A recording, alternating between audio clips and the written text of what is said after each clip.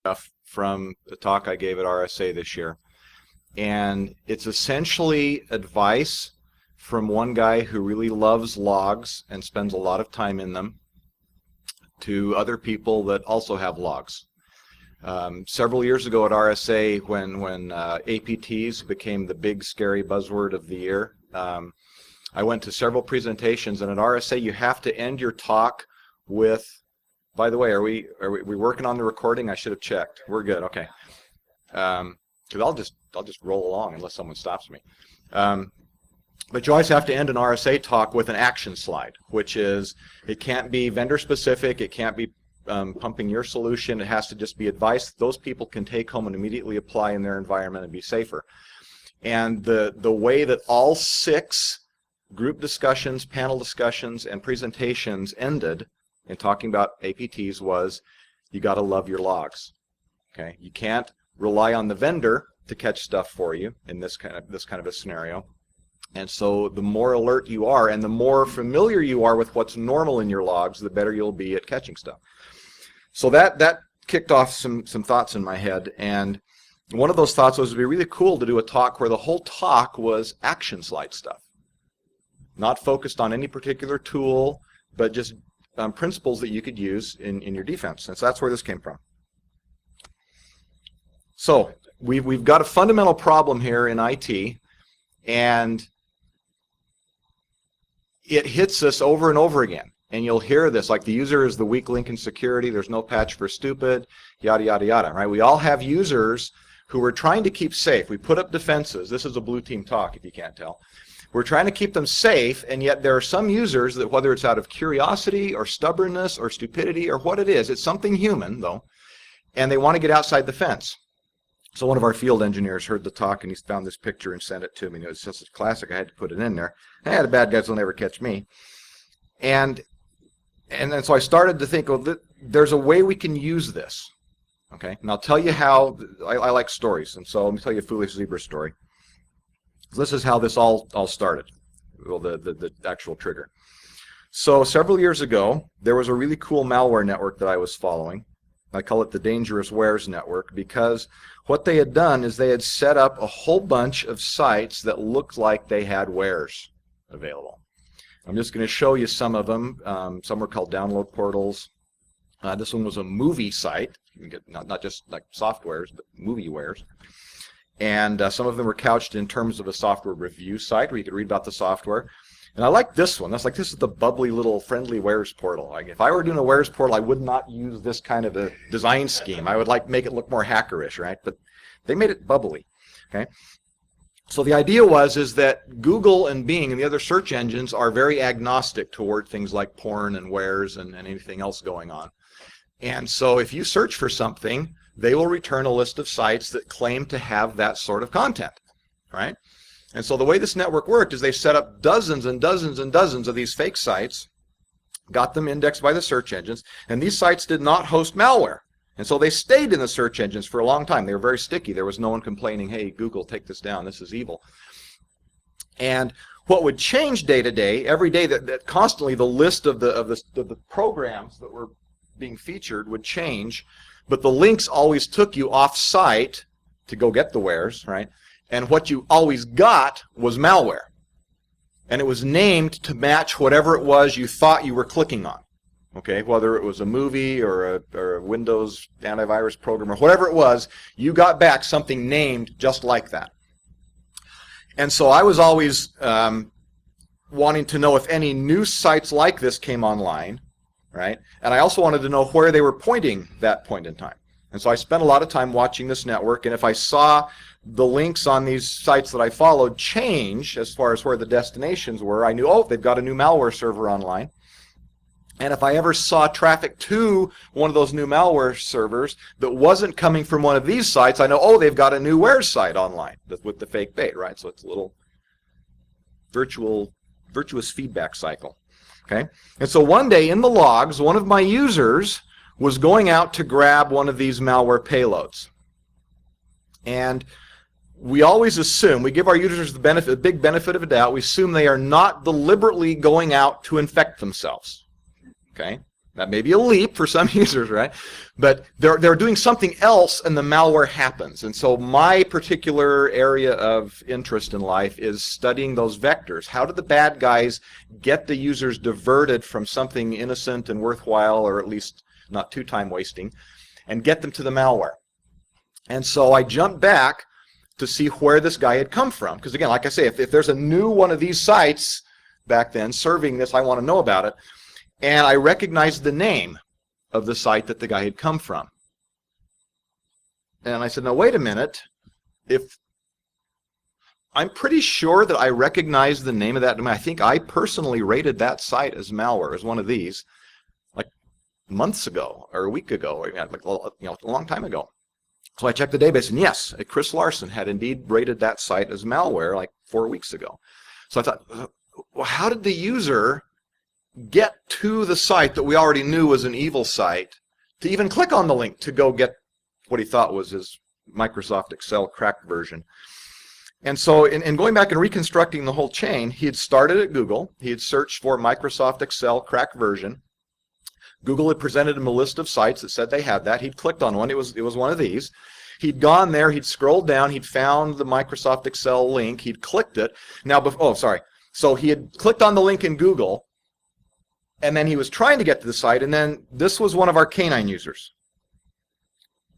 K9 is a free web filter that Blue Coat gives away. A bunch of us engineers that are dads and have kids convinced management several years ago this would be a good idea to give something away free so that families could protect their kids. Because we had friends asking, what should I do to keep my kids away from bad stuff on the internet? And this is when I talk at a hacker conference, I always have to put in a plug for K9.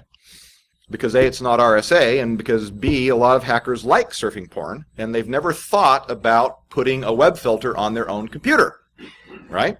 That doesn't make sense. But I say, look, you can set K9 to let the porn through, but just make sure you block the dirty half dozen, the malware, the botnet, the pus, that's like adware stuff, spam, phishing, and suspicious, right? Block those 6, surf whatever else you want. So this user was a K9 user. From the license key, and so he'd come to, and K9 had put up the block page, right, before he got to this site. Do not go here. This is rated malware, and your policy says stop me from going to malware. Now, because K9 is a free home product, whoever installs it is the admin, and you have the password. And so if you ever get blocked, you can put your password in and override it. Parents do this when they block kids from going to porn, and then the kids are doing an image search on Google or something, and the site comes up that gets blocked, and they need, Mom, I need to unblock this. I've got to get this for my homework. Hopefully the mom reads the site name before she unblocks it. And so he hadn't trusted what the good guys are telling him. He trusted the social engineering of what the bad guys were telling him, and so he put his password in and overrode the block page. All right. Then he clicked on the link to go get what he thought was the cracked version, and even though that was a new site, we recognized the characteristics of the executable he was requesting and said, nope, nope, nope. Another block page pops up. He puts his password in again and overrides it, and he goes and gets the malware. Okay, now as an engineer, my first reaction is, I've got to build a better fence, right? The fence wasn't strong enough. The dumb user got through, all right? And so I went down the hall to talk to the manager who's over the development there. I said, Todd, we've got to fix K9. We've got to make the malware block page different from the normal block page, like put a skull and crossbones or a flashing red border. Like, we really mean this. This is dangerous. Don't go here. He wouldn't do it. He wouldn't commit himself like a good project manager. He just said, I'll think about it. That sounds like a pretty good feature. We'll try and get that on a list someday. So I was really annoyed that at first that he wouldn't just like take my great ideas and make somebody put them in, right? So then by the time I made it back to my desk, though, I'd rethought this, and I said, no, this is actually cool. I'm looking at this all wrong. This anonymous K9 user, whoever he was, has just sacrificed himself for the good of the rest of the herd. And that's where the zebra herd idea came from, right? Because he's still got K9 on his computer, and K9 is still going to be checking in with Blue Coat's cloud to say, hey, what's this site rated? What's this site rated? What's this site? And his computer is going to be going places that none of my corporate or government or education users could be going, because they could not have overridden the block page the way he did. All right. And so I pulled out that zebra's web traffic for a day after that and just watched to see where he went. And lo and behold, he led me to a bunch of malware sites that I wouldn't have known about otherwise. Well, I could have found them, right? But it would have been a lot harder. It's a lot easier if someone just says, by the way, here's a bunch of malware sites. Right? So the idea then is that the zebra principle is, because this is deeply ingrained in the human psychology, your users are going to be doing this. You arguably cannot stop them from behaving this way. All right? So the pragmatic way to look at this is, rather than get mad at them or to treat them as the bane of my existence, I'm going to say, can we turn these into volunteer beta testers of our network security and use them as an asset? All right, so that's what we're going to do. And I have to, by the way, I have to say, my boss made me put this in. Our zebras are anonymous in our logs. I don't know who that guy was, right? To find out, I would have had to pull his license, go down the hall to Todd, the incorrigible guy who wouldn't put the feature in for me, and say, Todd, I need to know who this guy is. It's vitally important. And then I have to convince Todd, and you already know how good that would go, right? So, bonus question is, what do you do if you're like the IT guy and your CEO is a foolish zebra? Okay, there's a whole separate set of issues with that. We'll get to that if we can. So, the rest of this talk, so regardless of what we're talking about, it could be firewall, it could be web filter, could be IDS, could be desktop antivirus, whatever logs you're looking at, you will have users whose behavior will be different from the other zebras in the herd, and that's where you should start to get interested. So, basic idea, how do you find your foolish zebras? One idea is you look for zebras that have unusually high levels of traffic compared to the rest of the herd, or they have unusual traffic patterns. This is not what this talk is about. So there's a one-slide tutorial on patterns, then we'll go on. So this is what normal web browsing looks like for one user. This is not normal.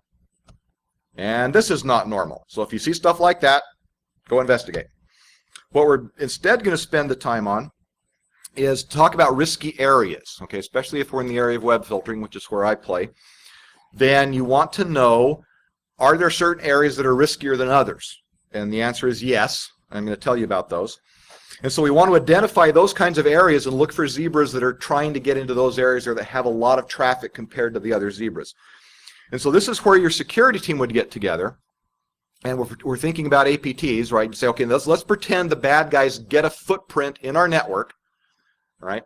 And now they've got some stuff, they've got some traffic going in and out, right? Command and control traffic, maybe data exfiltration. Where would they hide that? Okay. And you brainstorm as a team. If we were the bad guys and we were being really sneaky, where would we put the traffic? And generally, you can either find like a little back door in the network that no one looks at and try to use it so infrequently that nobody notices you're now using it. Or you just say, hey, port 80 and port 443 have a ton of traffic going in and out all day long. We'll hide our traffic in there. And so then the question is, well, what does that look like compared to the other web traffic? And you should also ask your security vendors and consultants for suggestions, since you're paying them money and they owe you some free advice. Okay.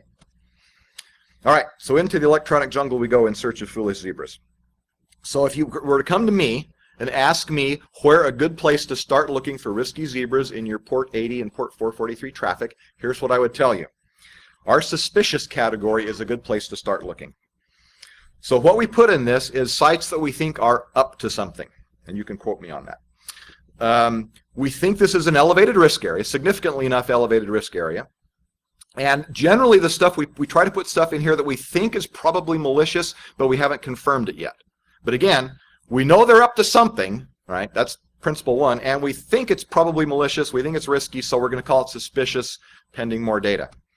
Why is it interesting? Because they're up to something, okay? Sorry if that's circular logic. So what I did for this is I appointed myself the CISO. I was going to be humble and not make myself the CEO of an imaginary corporation of roughly 250,000 active users on a given day. So that's about how many canine users we'll have that are surfing. And their traffic is easy to break out from the rest of our stuff. And hey, they're getting the software for free. So if I'm using them as guinea pigs, that's their problem. And so out of 250,000 approximately users in a 24-hour period, all right, you have to get your Geiger counter, that's what that is, and you run the Geiger counter over your zebra herd, and you want to establish a background radiation level. All right, so go click, click, click, click, click, click, click, click, click, click. All right, so one click I'm not going to worry about, but this guy worries me because he's got a lot of clicks. There's something going on there. It's not the normal. And so for me and my corporation of unincorporated zebras, 1 to 4 hits in the logs seem to be a background radiation level. And so this is principle 1. You establish what background radiation level is for your herd, because your users are not going to be the same as the canine users, right? So out of 200,000 to 300,000 users, we got a couple percent that fall into that activity. So again, 97+% of the users don't have any hits to suspicious sites in a day of surfing. All right, so that helps you kind of say, oh yeah, okay, so if that's the norm, then this is a pretty interesting, right? You're already interested, admit it, you're already interested in wanting to know what these zebras are up to. Now there's a problem here, is that I don't have time to investigate almost 6,000 users, right?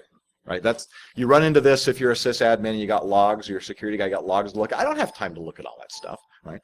So the principle here is we're going to help you narrow down to something you do have time for. So this is my background level. If I get into the level of 5 to 10 hits, now I'm down to 246 users that fall into that. That's going to be my area of concern. I wish I had time to go in and look at those. I don't today, or any day, but I might tomorrow, okay? So what's the contamination level? At some point, there are going to be zebras in my herd that are so frisky in this particular area that they just compel me to go look and see what they're up to, all right? And so I only had 50 that had 10 or more hits. That's a more reasonable number for me to start poking around with. All right. And so this is the way you go through this, right? You pick an area of interest. If I were a bad guy, I might have traffic over here. And you go look there and you say, okay, I got some traffic there. How do I know which is the right one? Okay. It's the needle in the haystack. We got this big haystack. Even by taking part of the haystack out and say, okay, here's my area of interest, it's still too big of a haystack. All right. So I only have time to reach in and grab 1 or 2 handfuls of hay, and I have time to look through one of those handfuls of hay before I have to go to my next meeting or whatever. But I don't know that there's going to be a needle in there. By definition, needles are kind of scarce in a lot of these haystacks for the advanced attackers. And so what you want is, I want a way to pull a handful of hay and be confident that there might be a needle in there. So I'm not wasting my time by looking through it, right? So that's what this does. We're pretty confident by the time we can zero in on some of these users that there will be something interesting in their traffic. All right, so for the purpose of this particular research, this particular slide, I picked 10 users that all had 30 or more hits to suspicious sites that day. Okay, so here's one, right? So this looks interesting. We've got a website that it's got 2 .coms, not just one, and 6 dots. And it's got some interesting stuff with the PHP 53-20. So normally if I would see 2 .coms and some gobbledygook in the middle and a whole bunch of subdomains, I would think this is a phishing site. But there are also sites that before you roll out your version 2 or version 3 or whatever version N website is, you want a place to run it by the stakeholders and get everybody to sign off that this is, yes, this looks great, let's roll it out. So you need a place that you can put the website and people can go look at it, but it isn't readily accessible to anybody. And so website design firms will have places like this where they test websites, and I really don't think that kindergarten.com would be a good phishing target. So we'll ignore that and move on. Oh, here's a good one. Zebra number 2 has 37 hits to this domain. Okay? And this is not like some elite APT domain that I had to X out so you wouldn't know what it was. This is actually the domain name in the logs. Okay?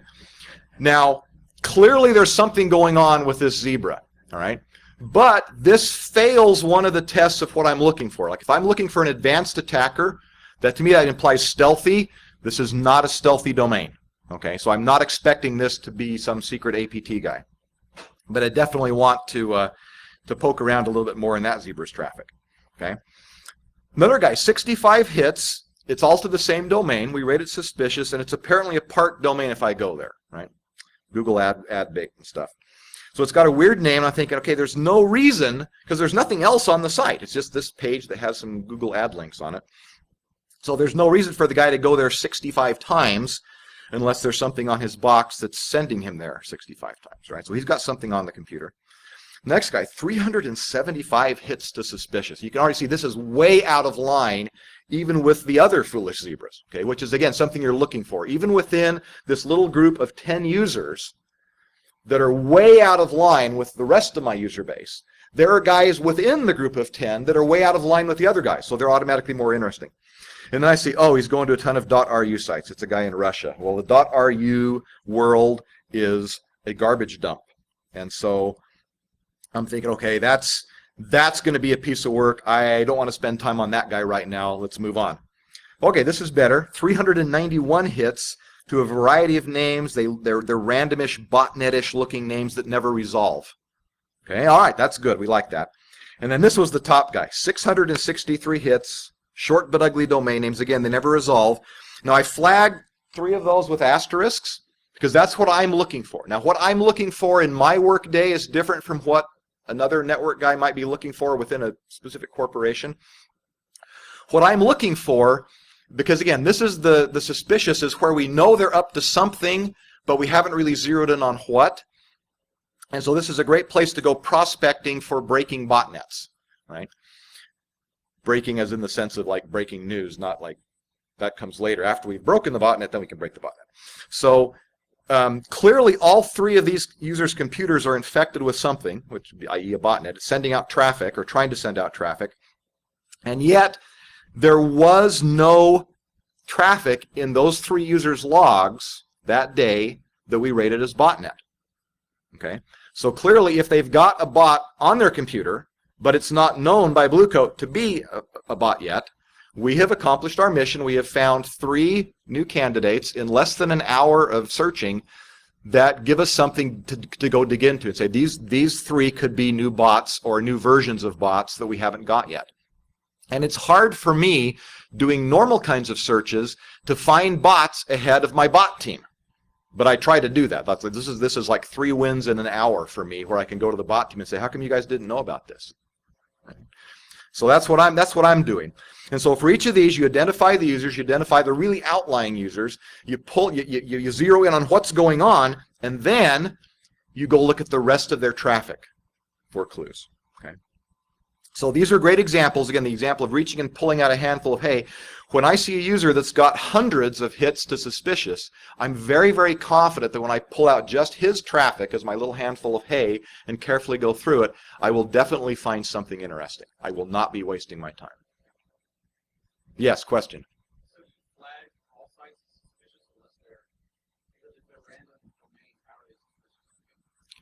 They weren't suspicious because they were random.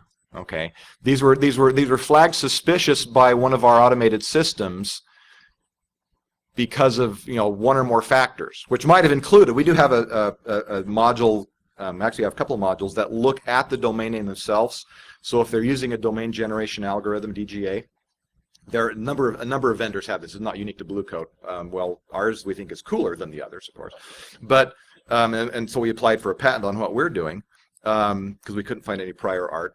But yeah, if you say that, all these things, but say they could have been on IPs that we thought were bad, or there could have been other things in the traffic we thought were bad. So this is me cherry picking, right? I'm taking advantage of the fact that some of my stuff has already zeroed in on the traffic and found these as suspicious. And there's nothing to say, right, that one of those 5,980 some users that had like 1 to 4 hits wouldn't have something even cooler in their traffic. But I'll get to that tomorrow, right? For today, my priority is I got to zero in on what the top zebras have going on, deal with that, and then I can reiterate back through. Yes? We have used Splunk for some things. We like Splunk a lot. We run what we call our small cloud logs through Splunk. We have another set of logs that are roughly 20 times the size of our small logs, and we liked Splunk well enough with the small logs that we went to Splunk and said, hey, hypothetically, what would it cost for an annual license for logs of this size? And how many machines? I'm like, dude, I could get like 5 engineers for that. And I would, if you asked me, would you rather have a Splunk for this thing or 5? I'd take the 5 engineers or the 5. There's a lot of stuff I would like to analyze I don't have enough manpower for. So it's like, so then one of the now we're getting way off in the weeds, but one of the PhDs on our team said, well, let's just build one. Okay. This you got to know this guy. So he went and he built one. All right. So and we ran it. We got it, and that's what we use. We call it Seymour, and that's what we use now as our primary tool. And it's roughly 10 to 100 times faster than Splunk on the same size data set. 10 if you're just doing wildcard stuff, and 100 if you're doing complex regexes, which we do a lot. And no, it's not for sale. Sorry, it's so customized to what we're doing. You can always, if you're an engineer, it's kind of a truism, you can always build a special purpose tool if the need is great enough, and if you build it for that specific purpose, it will always be faster than a general purpose tool, right? So it's not like it's rocket science. He's just this maniac that likes to do stuff like this. Right, exactly. It's customized to this format. It's not just customized to the format, it's customized to the kinds of searches we want to do. Okay. Anyway, but Splunk is a great tool. I still use Splunk almost basically every day. So I'm not bad-mouthing Splunk, and I don't think they would argue with the fact that somebody could build a special purpose tool that would be faster for some things than there. Right. Anyway, so the other hint, I already told you, is to look for outliers within outliers. So as an example that I had to cut from this to make it small enough, but now I'm telling you about it, I'm putting it back in. One of the other categories that's interesting, in fact, I'll just go to this slide because you'll want to write down some of this. This is some more things I would tell you to look at that are very interesting in web traffic if you are looking for advanced botnets and stealthy attacks. All right. So malware, if malware tends to be sites that will infect you if you go there. Botnet traffic is sites where you're already infected and you're sending traffic to, right? But either of those, if you have computers in your logs that are sending, or trying to send, because you're blocking this, right? Trying to send a lot of traffic to either of those categories, there's a pretty good chance the computer's infected, right? In fact, as you might hope, if you have even 1 or 2 or 3 hits from a computer to the botnet category in a day is a pretty good indication that that computer is compromised, all right? So I did the same thing for the RSA. I used the botnet category as another slide. I went in and say, here's the background radiation level, 1 to 2. Here's the concern level, 3 to 5. Here's the contaminated level, 6 and above for botnet traffic. Okay, and then I pulled the top about 20 zebras to look at, and the top 11 zebras, 10 of them had traffic to the same domain. All right. So again, as I'm doing incident response, I don't dive in. When I see that, you always do the quick survey and you say, okay, he's got the same thing, he's got the same thing. I don't have to drill right in and start investigating one of those zebras right away. Instead, all the zebras that have traffic to that domain that day, they've got the same botnet infection, right? So I can pool those 10 computers, that goes into bucket A, and I can hand that to my remediation team to say, do a little research, and when you figure out what that is, all 10 of those computers have the same thing. I can't help you with that right now because I'm really busy looking at the 1 out of the 11 that didn't have traffic to that domain. Okay. Again, out of 100 or so zebras that are the most interesting to me, the top 11, 10 of them have traffic to the exact same thing. One guy doesn't. So he is automatically more interesting than the other 10. Okay, he's the outlier within the outliers, and he indeed had something on his computer that was really cool because I could not find any information either in our database, in our traffic, or anywhere else on the web about that particular domain. So yeah, he had something cool. Anyways, unrated, or some web filters call this miscellaneous because they think it looks better in the reports, not naming names. But basically, these are the things we don't know about yet. Okay. Now, if you're an advanced bad guy and you've got a footprint in someone's network, I would submit to you that rather than trying to send your traffic out to a known botnet command and control server, it's much more stealthy to send it out to an unrated domain. Okay, that's a much better place to hide stealthy traffic. Right? Dynamic DNS is a cesspool on the internet. A couple years ago, I did a study on this, and it was about 10% malicious, 10% useful stuff. I'll say 20 to 30% really shady stuff. Another 40% really junk. What am I up to now? 10, okay, and then like 10% marginal useful stuff. Right? And by shady stuff, I mean like search engine optimization, where they're just playing games with Google to try and build up the rank of some other site. These days, it's probably more like 5% useful, 20 to 30% malicious, and about everything else in the middle junk. And so we've reached the point where we just advise our users, you know what, block the dynamic DNS category, all of it. I keep a little blog internally for our engineers where I log incidents where there's been an APT or a really stealthy botnet that's used dynamic DNS as either one of the points of infection or one of the phone homes, and it's almost always dynamic DNS. And so you can just block that. And again, if you've got a zebra that's trying to go to a lot of dynamic DNS stuff, he's infected with something. All right. Same thing, spam placeholders are interesting, porn, adult, hacking, gambling. Because hacking is where we put the where's stuff. That's where we put sites like the ones I showed you in the first example. They go in the hacking box. And so if you've got a user that's always trying to get that stuff, okay, he's going to get infected at some point. If you've got a user that's trying to surf porn a lot, okay, it's not just an HR issue, it's a security issue, because we see this over and over. It's a very good lure for the bad guys to get people to come to their sites to infect. And again, you probably can't change that behavior necessarily through policies or scolding or whatever, but if you're doing this, you can use that, okay? And so then the final thing I'll leave you with is this idea that once you have found a foolish zebra that's gotten himself infected with something wonderful once, he can probably do it again, okay? So you keep a list of your really good malware finding foolish zebras, and you check them like every week or two to see what have they been up to today. Have they found something good for me today? Come on, you're not surfing fast enough. Get out there and surf some more, you guys. And that's how it goes. How much time have we got? We got time for we're out of time.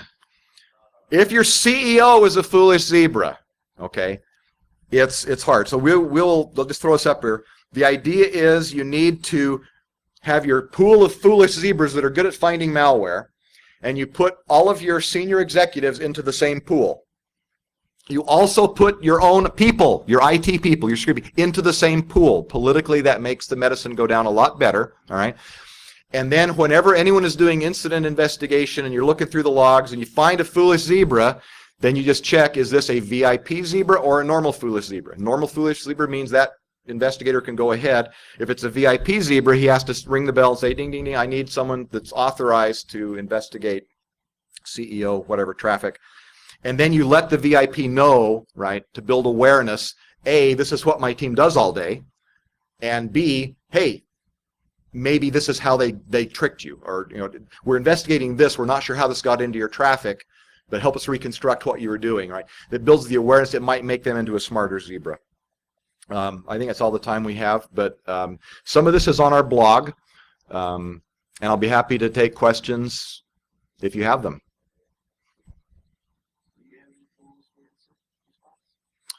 I don't, because I'm not an incident responder. I spend my day looking in the aggregate traffic logs of all of our users, trying to sift out what's normal from what isn't, and then drill in on what isn't to see if I can get ahead of the infection or the botnet early enough to warn them. So what do you do about the user that now you found out that they're a foolish zebra? Nothing. Because I've tried. I've gone down the hall to Todd's office and say, Todd, I've got an infected canine user. What do I do? And he says, nothing. That's a bit different too from your approach on the corporate. Yeah. Well, and It's my proxy, it's my user. right. Now, if I find something that I think is an advanced attack, because it's only in the traffic of one of my big corporate users, I still don't know which corporate user that is. We try to keep it that way on purpose, but I do throw that over the wall to say, pull this license and alert their field engineer that they need to take a look at this. I got to do that, man. Yes?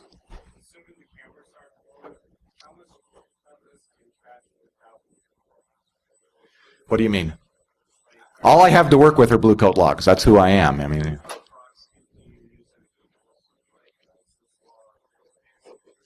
I don't, because that's not who I am. I'm in charge of the blue coat web filter traffic to make sure that we're catching as much as we can and flagging it. Yeah. So now we don't get the customer's proxy SG logs, right? Because that's theirs. There's no way they're going to give us that traffic. But the way the web filter is set up, when it hits a site that is not in the database, it asks the cloud, if that's how you've configured it. And we'd say, please configure it that way, or we can't keep you safe from all the stuff that we catch dynamically. We can't put everything we know about the malware world into the database. And for some customers, that's a big leap to go from a 10-year ago privacy security balance where they could say, we'll let the database protect us, but we're not going to send you any of our traffic at all because, oh, there could be passwords in the query strings. Canine logs are come to us because that's the way it works. It's a cloud system. We're not going to give you a copy of our database on your local computer. Sorry. Right.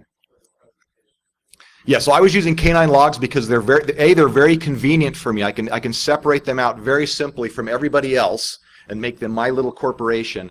And because they are local admin password holding users in a lot of cases, they can do stuff like the first one I told you. And I see that on a regular basis where they do override the blocks, even though we've warned them. And I could tell you, again, I could tell you foolish zebra stories for hours.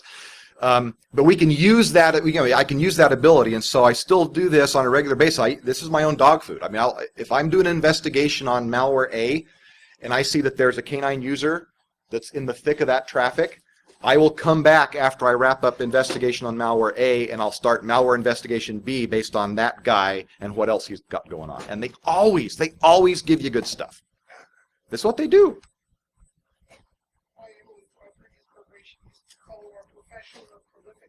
Yes, and they're an asset. They really are. You can't pay people to test your stuff, but they'll do it for free.